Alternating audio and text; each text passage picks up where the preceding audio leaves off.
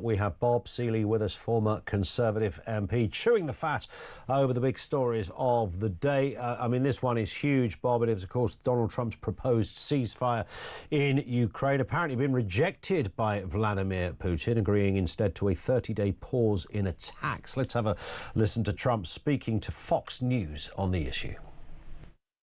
We start tonight with the big news, his conversation with Vladimir Putin. You have a lot of guns pointing at each other, and a ceasefire without going a little bit further would have been tough. Russia has the advantage, as you know. They have encircled about 2,500 soldiers. They are nicely encircled, and that's not good.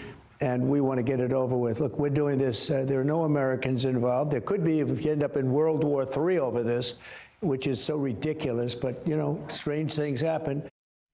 Strange things happen. I mean, Bob, I know you feel fairly strongly about this. You're a former military man, former captain in the British Army. You served in Iraq. You know what warfare looks like. We want to see less of it. I think that's a given. Are we on the right track? Is Putin just playing a little bit of a game? This has to be on my terms kind of thing. Or is there something rather almost devastating and final about where we're at the moment? I think it's 1% chance that Trump and his real estate buddies are playing some great game, and it's a 99% chance that Putin is just toying with them, playing with them, and making them look foolish. There aren't encircled soldiers. It's really troubling when you hear an American president talking absolute nonsense. So there aren't any encircled soldiers at all. The Ukrainians have withdrawn from most of Kursk, which is fair enough, which isn't great news for them, but there are no encircled soldiers. World War III, again, is a talking point for the Russians to try to scare people. And again, he's just repeating Kremlin lines and the sort of thing the Kremlin's been peddling for some time now. In that same interview, he was basically insulting the Canadians and saying they were dangerous and the worst people that he's ever dealt with. I mean, it was properly crazy stuff. And I'm afraid, actually, Trump is... And, you know, I like what he's doing on woke, don't get me wrong. I love the fact that what he's doing on woke and illegal immigration, really important. I wish it would happen here, so it's not all bad. But what he's doing on the international arena is truly Looney Tune stuff. And it really worries me that he's talking such utter nonsense. Forthright stuff. Thank you for that, Bob. Let's get on to this story then. Just broken in the last few moments, of course, in the last half an hour, 19-year-old Nicholas Prosper, who murdered his mother and two siblings, was planning a school shooting. We know he's now been jailed for a minimum of 49 years. Let's have a listen to that sentencing today. Here's Justice Chima Grubb delivering her verdict. I impose concurrent sentences of custody for life with a minimum term calculated from 49 years, from which the time you have already spent on remand must be deducted. Counsel have calculated this as 188 days. If that is incorrect, the case must be listed so it can be corrected. The sentence on those counts is therefore custody for life with a minimum term of 48 years and 177 days. However, you remain highly dangerous, and it may be that you will never be released. Well, I don't know where to start on this, Bob. I mean, the horror of this, it just speaks for itself. There are three people dead, his own family. It could have been worse. Here's a 19-year-old who's never going to see any of his adult life himself. Not that we have any sympathy with that. He's on the inside. All sorts of things came up in the case. I think a defence counsel was blaming autism, which is rather offensive to people who have autism. But nonetheless, I mean, we live in grim and troubled times. And, of course, the fact that he never attended his own sentencing as well. No, it's pretty contemptible stuff.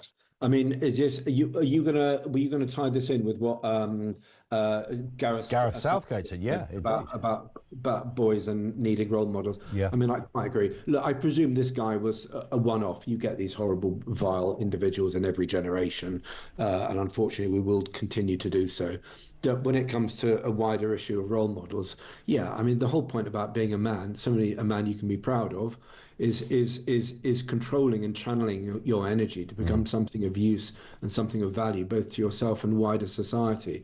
And I think the way that, you know, too many young men seem to be thinking that being a man is about being aggressive or showing aggression either to others, but especially to women. Yeah. I think absolutely disgusting. I slightly separate that wider point from this case, which I think is probably somebody, really vilely evil, who's obviously killed members of his own family. Yeah. Well, let's bring in the Southgate point. This was Gareth Southgate, former England manager, of course, speaking at the Richard Dimbleby lecture. Let's have a listen to what he said. Young men are suffering. They're feeling isolated. They're grappling with their masculinity and with their broader place in society. As real-world communities and mentorship declines, young men end up withdrawing, reluctant to talk or express their emotions. They spend more time online searching for direction and are falling into unhealthy alternatives like gaming, gambling and pornography. Well, you can see the full extent of that tonight, BBC One 10:40. But there's Gareth Southgate. I find it hard to argue the sentiment of what he said there, Bob. I think Gareth Southgate is a real class act, actually. I'm a big fan of his, and not only because he wears waistcoats. I think he's very good news, and I think actually he's a really good role model for men. And I think he was, I have to say, he was, one of the better England managers and a pretty good player, minus the penalty, which, as he says himself, he's always been remembering. I mean, look, we have a huge problem, and there are some of my colleagues in Parliament were talking about that. So you listen to Miriam Cates, for example, and she will talk about the crisis in families, the crisis with working class white men. They had the lowest rates of university attendance on any sort of economic or sort of class-based or racial-based group in the country. And we have got, and this is a significant problem. We have got to deal with this. And rather than just attacking masculinity always under this sort of idiocy of critical theory and diversity, we've actually got to embrace all of us, whatever your colour, we've got to find the best and bring out the best in everyone. And at the moment, the most left behind group in Britain is white working class guys, because they've got they're not good educational outcomes and very low rates of university and higher education attendance. And it may be the best way to reach out to those kids is via, for example, apprenticeships, which I think I was a big fan of, and we need more of that, especially in places that I used to represent, like the Isle of Wight.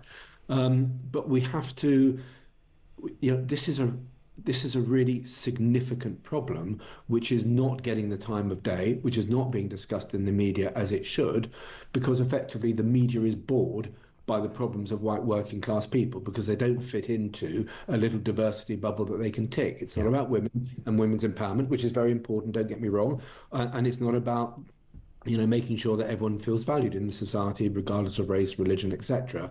So it's an unsexy topic, but it is one of the most important facing us.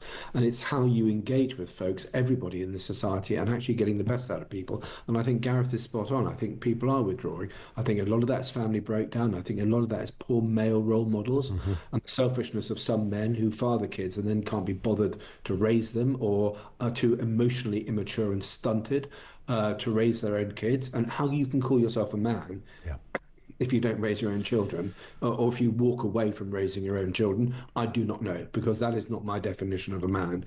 But for sure, we have a crisis in this, and it's something that we're not talking about enough. 100%. Bob, great words, Bob. Thank you as well, particularly for that last moment there. Bob Seely, he is the former Conservative MP on the Isle of Wight. Thank you to him.